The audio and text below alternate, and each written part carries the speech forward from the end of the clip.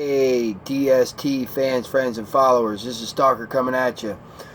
I wanted to do a recap, a quick review on the Krytac that I had received a couple weeks ago from Gerald Dietz.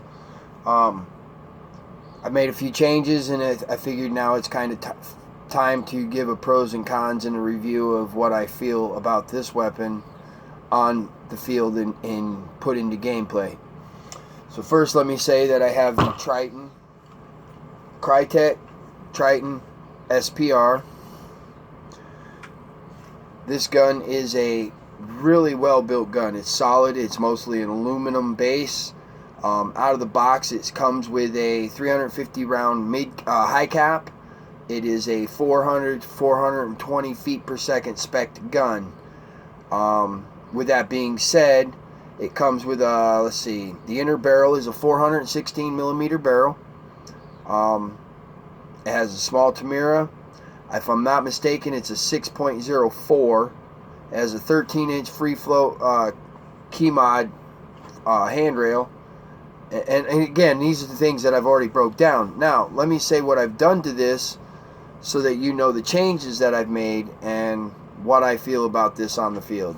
So first, let me say that we put a Prometheus 510 6.03 millimeter barrel on it. It's a tight bore Prometheus, excellent barrel. Gave it a little bit of extension so it come out. So with that being said, we put on a mock silencer. On top of that, we did a breakdown of the quote-unquote quick spring change deal. I'm going to recap on that in a moment, but let me say that we put a 130 in it because the numbers out of the box shooting 2.5s was 340. With 2.0s, it was 380. That's not quite what it said on the package, but that's what it did perform at, and that was with Vulcan BBs. Since then, we put a Matrix 130 millimeter spring in it. And right now with 2.5s, it's shooting just under the 400 foot mark, which is ideal for our field because we have a lot of underbrush and it's very thick. So with that being said, our DMR class and rifle class has a certain level of leniency. It came with the 30,000 K torque motor, and let me just say that the one thing that I felt you needed to do was switch this over to Dean's. The Tamira, the small Tamira Tamiya clip was very loose and chintzy, and sometimes it would just stop firing because it wasn't making a connection even though it was totally plugged in. That being said, we've switched it over to Dean's. I've had zero problems. Our field is a semi-automatic only for this class, which is borderline DMR, and that's pretty much where I'll be running it, right at that borderline. I'm going to capitalize to the max on our field rules and get it right to the line, so that's what I like to do. Joule wise, it was pushing 1.6, I believe, joules with the 2.5 BBs. That's a solid hit. And again, that's in our timeline. What I don't like about this gun is it's finicky. Mag wise, I have tried the G&G feed-alls, not so good. Hit and miss, 50-50. I did try KWA 120, and that seemed to work fine.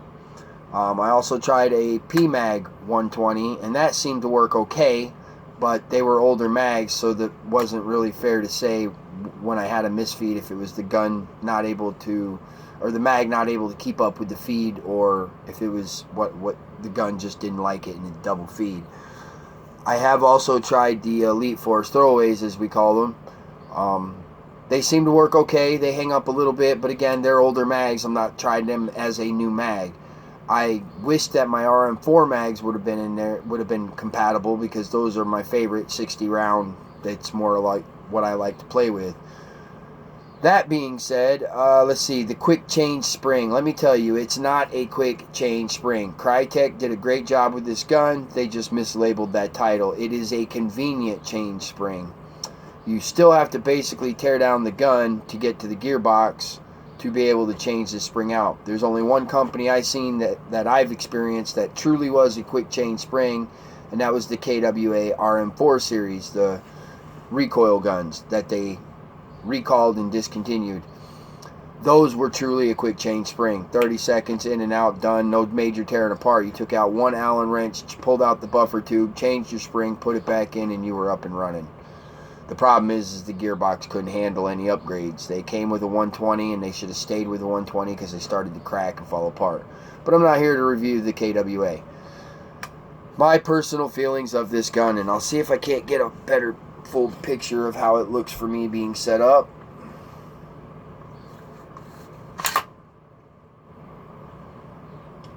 My personal feelings, I'm in love. I have not experienced a gun with the minor changes that I've made. Again, I had the Prometheus barrel, and I also had the 130 spring, both which were pretty new. I'm serious. Accuracy wise, I'm going to give it a 280 easy. 280 feet, I don't feel this gun has any issues. A little fine tuning, and this gun can be a beast.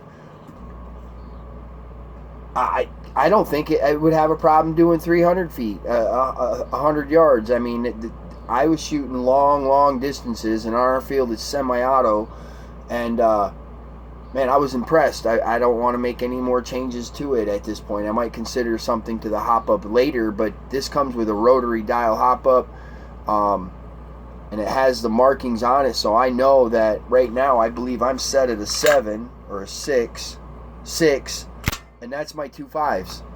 That being said, if I want to go to a 2.8, I'm probably going to go to a 7 or an 8. And once I experience those with 2.8s, then I'll know, because I believe this gun would be phenomenal with a non-bio 2.8. And I'm dead against them bios because it broke my last gun. Yeah, junk.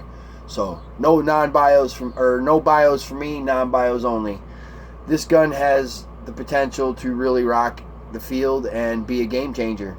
I would recommend the Krytac series so far over and over. One of our team members has the LVO, I think it's the S, and that's a phenomenal gun. 380 some out of the box. The rate of fire on these is comparable to any LMG. We don't have that ability on our field because that's the state of rifle class, but at bigger ops, D14, Temple, and so on and so forth, Third Coast events, I can go rocking full auto on this, and I'm telling you, this gun is doing 20 plus per second. It's phenomenal. It's like a laser. It comes with that MOSFET, so the trigger response is there. Anytime you're ready to pull the trigger, it goes. So I'm going to have to say the Krytac, at least the Triton SPR that I've managed to review, play with, experience, and adapt to my play on the field, is a definite thumbs up. And I would recommend you checking out Mr. Dietz out on his website. I don't have that intel at this moment, but just look up Jarrell Dietz at Airsoft, or Jarrell Dietz Airsoft at gmail.com, and you'll find him from there. Any questions? Krytac. I'm so far in love with this gun, 99.9%. So on a scale of 5 stars, I'm going to give this a 4.9 stars. I love this weapon. I hope you guys continue to follow us. Don't forget to subscribe to the Dark Star channel and check out the rest of our videos of some gameplay and upcoming events. We have a couple events coming up. One later this fall, details to be disclosed. And we have a little shooting contest coming up the 1st of July. So pay attention, follow us along, hit the subscribe button down there, give us a thumbs up, and we'll see you next time here at Dark Star.